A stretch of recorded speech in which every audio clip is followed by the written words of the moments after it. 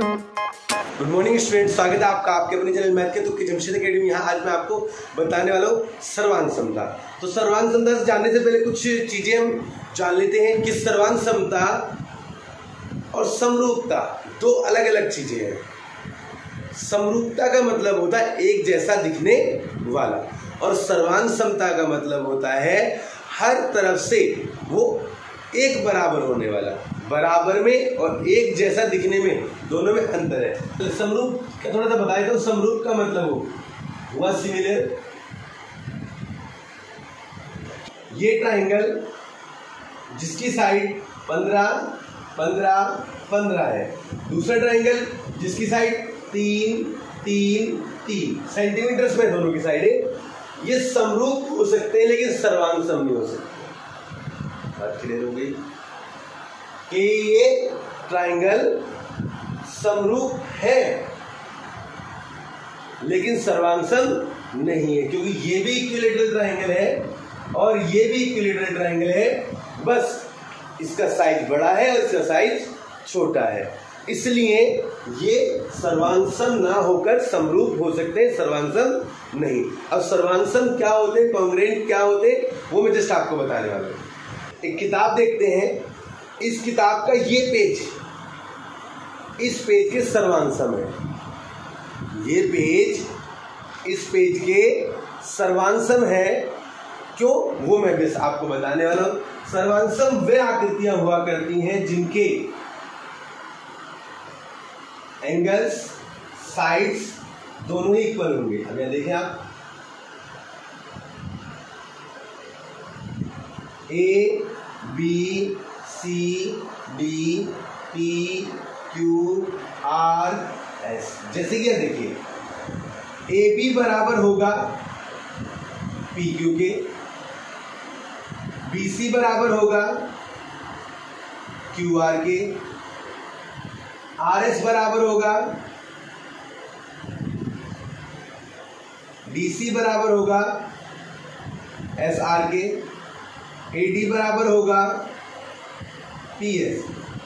मतलब अगर ये 5 सेंटीमीटर है, ये भी 5 है, ये भी 5 है, ये भी 5 है, ये भी 5 होगा, ये भी 5 होगा, ये भी 5 और ये भी 5, तब ये साइड्स इनकी इक्वल होगी। दूसरी चीज, ये विकर्ण है जिन्हें डायगोनल्स कहते हैं।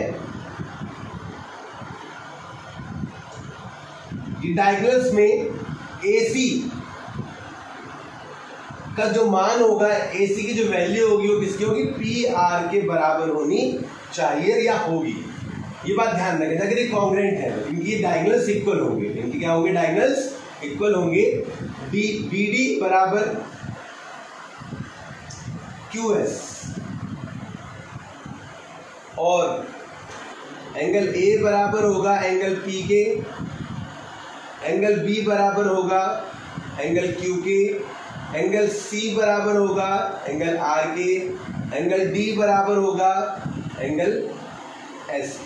एंगल मतलब क्या, ये वाला जो कोण है इसके बराबर, ये वाला कोण इसके बराबर, ये वाला कोण इसके बराबर और ये वाला कोण इसके बराबर। अब आप समझ गए होंगे कि सर्वांग समता का मतलब हुआ उसकी सारी भुजाएं सारी साइड से इक्वल होनी चाहिए, डायगोनल्स इक्वल होने चाहिए और उनके एंगल्स भी इक्वल होने चाहिए, तब वो सर्वांग सम होंगे। अब जानते हैं सर्वांग समता के कुछ नियम। अगर कोई भी दो आकृतियां सर्वांग सम है तो उनके अदर पार्ट्स भी क्या होंगे, बराबर होंगे। सर्वांग समता का पहला नियम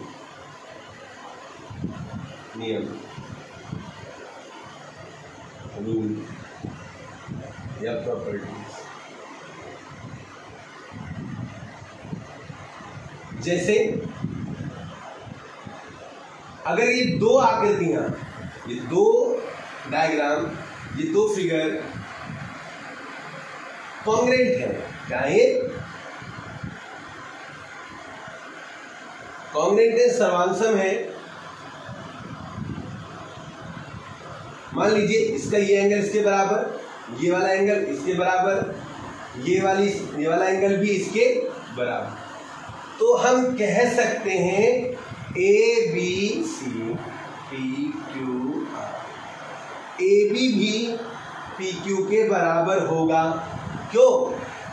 CPCT, इसका मतलब मैं जस्ट अभी बताने वाला हूं, BC भी QR के बराबर होगा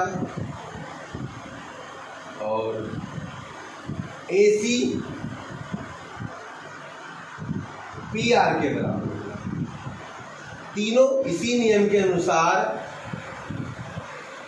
एक दूसरे के बराबर होंगे। ये नियम क्या कहता है? CPCT, corresponding part of congruent triangle, सर्वांसम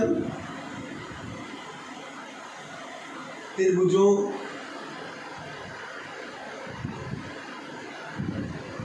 के संगत भाग हमेशा बराबर होते हैं। दूसरा पॉइंट जानते हैं। अब जो रूल्स हैं मेन उनमें जानते हैं।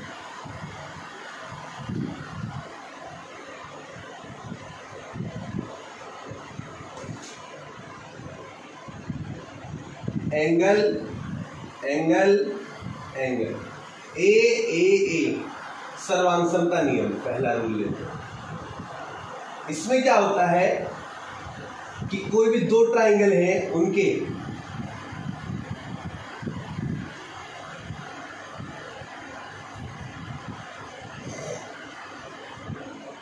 कोई भी दो ट्राइंगल है, उनके अगर तीनों एंगल्स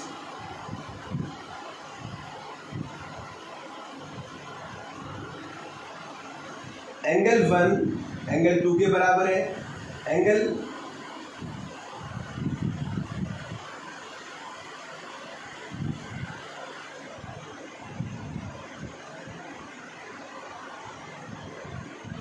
एंगल 1 एंगल 4 के बराबर है, एंगल 2 एंगल 5 के बराबर है, एंगल 6 एंगल 3 एंगल 6 के बराबर है, तो हम कहेंगे ट्राइंगल ABC।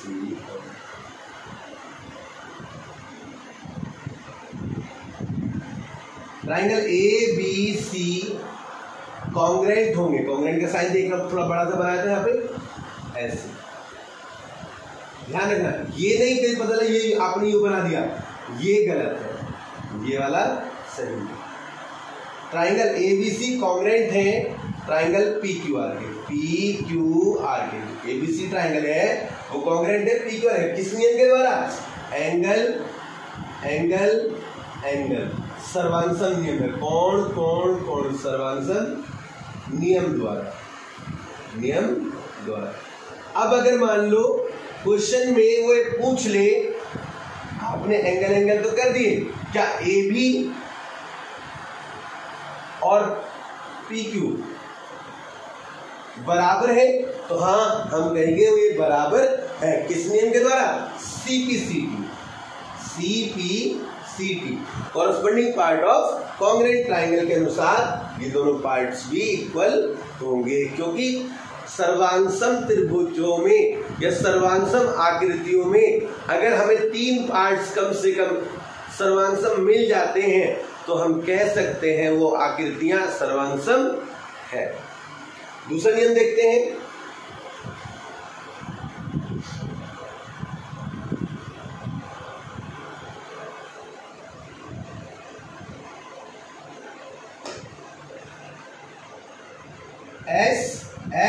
S ये आकृति बनाई हमने, दूसरी आकृति है। अब A B C P Q R, angle 1 2 3 4 5, हम लिखे ट्राइंगल त्रिभुज ABC और त्रिभुज PQR में,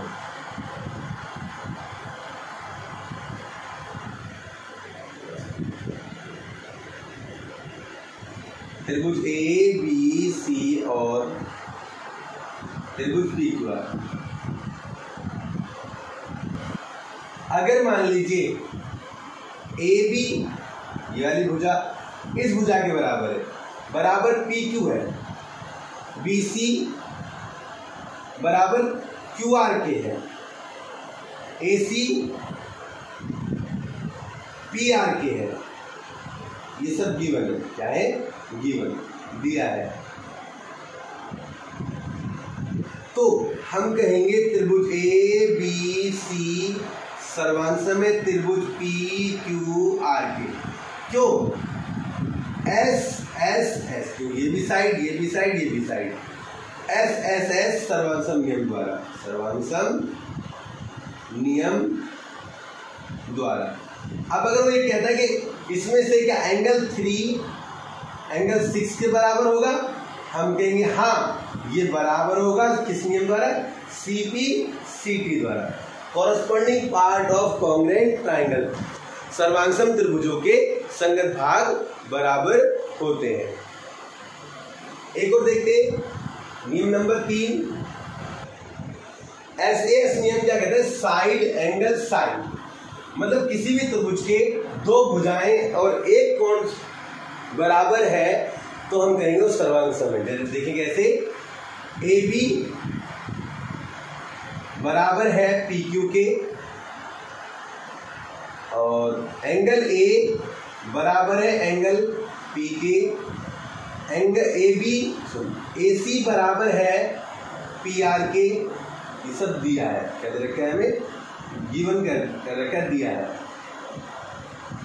तो हम कहेंगे त्रिभुज ए बी सी सर्वांसम होगा त्रिभुज पी क्यू आर की। क्यों? किस नियम द्वारा? S A S, side angle side, S A S सर्वांसम नियम द्वारा।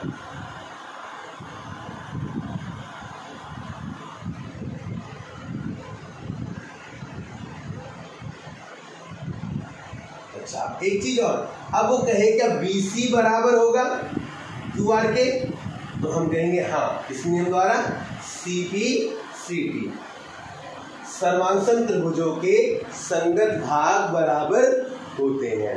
नेक्स्ट देखते हैं अगला नियम, नियम नंबर 4।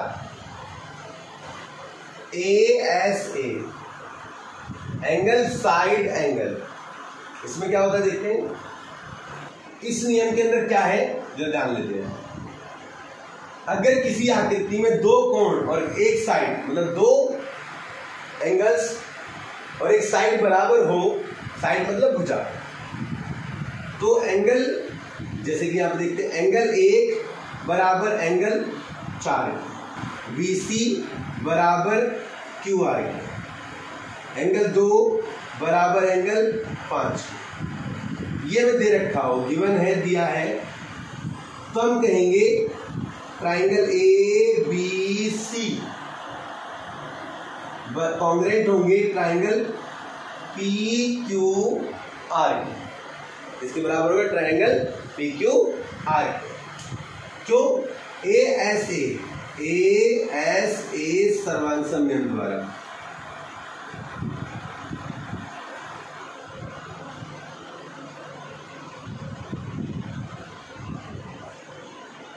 और अब ये हो गया। अगर अब ये कहा जाए क्या एंगल ए एंगल 3 एंगल 6 के बराबर होगा, तो हम कहेंगे हाँ किसके द्वारा? सीपीसीटी द्वारा। ये दो ट्राइंगल्स हैं,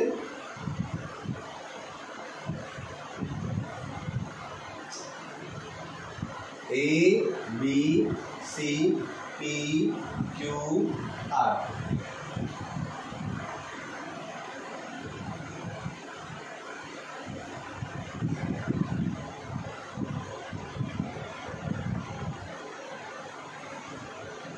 नियम number 5, R H S right angle hypotenuse side, मतलब ऐसा ट्राइंगल जिसके अंदर एक कोण 90 डिग्री हो, उसकी 90 डिग्री के सामने वाले भुजा विकर्ण कहते वो, और कोई भी एक साइड बराबर हो तो इस नियम द्वारा वो सर्वांसम हो जाएंगे। जरा देखते कैसे।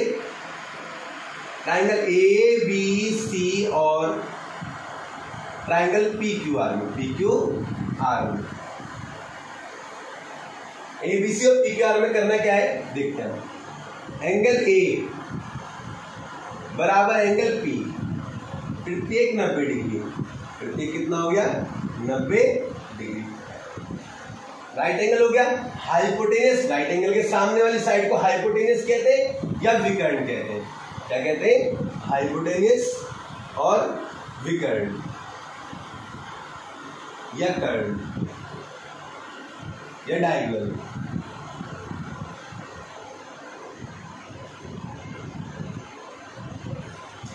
तो बी सी बराबर होगा क्यू आर के। अच्छा, अब दो चीजें आ गई, राइट एंगल हो गया, हाइपोटेनस हो गया। अब कोई सी भी एक साइड हम इसमें जो उसमें क्वेश्चन में दियो उसको लेंगे। मान लीजिए क्वेश्चन में दिया है ए बी बराबर है पी क्यू के।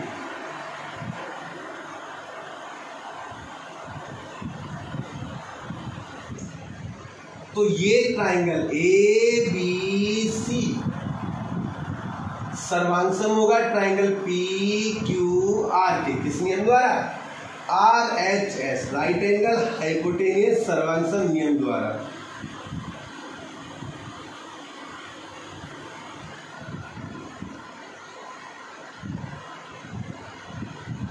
राइट एंगल हाइपोटेनियस सर्वांगसम नियम द्वारा ही क्या होगा? सर्वांगसम होगा। अब इसका कुछ भी पूछ लेंगे, एंगल बी एंगल क्यू के बराबर होगा, हम कहेंगे हाँ एंगल बी एंगल क्यू के बराबर होगा। किस नियम द्वारा? C P C. या पूछ ले ए सी बराबर होगा पी आर के, तो कहेंगे हाँ बराबर होगा। किस नियम द्वारा? सी पी सी पी के द्वारा। उम्मीद करता हूं ये कुछ नियम थे जो आपको समझ में आ गए होंगे। साथ ही मैं आपको कुछ नियम बताया था ट्राइंगल्स के। अगर मान लो कोई ये ट्राइंगल है, ये कोण 90 डिग्री, ये 60 डिग्री, ये 30 डिग्री, तो हम कहेंगे बड़े कोण के सामने वाली जो भुजा होगी वो बड़ी होगी। क्या होगी? वो बड़ी होगी। जो सबसे बड़े कोण के सामने वाली भुजा है वो सबसे बड़ी भुजा होगी। जो छोटे कोण के सामने वाली भुजा है वो सबसे छोटी होगी, सबसे छोटी। मान लीजिए 3 सेंटीमीटर, ये 4 सेंटीमीटर और ये 5 सेंटीमीटर। एक ही रूल समझ में आ गया आपको। दूसरा पॉइंट ये कहता है कि किसी भी ट्राइंगल की दो साइड्स का sum P Q plus Q R always बड़ा होगा पी आर से। या ये ले लीजिए P Q plus P R, ये भी बड़ा होगा क्यू आर से। या Q R plus P R, ये भी बड़ा होगा पी क्यू से। समझ गए होंगे दोनों रूल्स को इसके बारे में कि कोई भी ट्राइंगल है उसकी बड़ी भुजा के सामने वाला कोण बड़ा होता है या बड़े कोण के सामने वाली भुजा बड़ी होती है। भुजा मतलब साइड। और सबसे छोटे कोण के सामने वाली जो है, सबसे छोटा जो एंगल है उसके सामने वाली साइड को सबसे छोटी साइड्स कहेंगे, या सबसे छोटी साइड के सामने वाला जो एंगल होगा वो सबसे छोटा होगा। और दो साइड्स का सम क्या होगा? तीसरी साइड से बड़ा होगा। उम्मीद करता हूँ आपको वीडियो पसंद आई होगी। वीडियो को ज़्यादा से ज़्यादा शेयर कीजिए, लाइक कीजिए और सब्सक्राइब कीजिए। कमेंट करके बताइए कि आपको किस टाइप के क्वेश्चंस समझ में नहीं आते, उस पर आपके लिए वीडियो तैयार की जाए।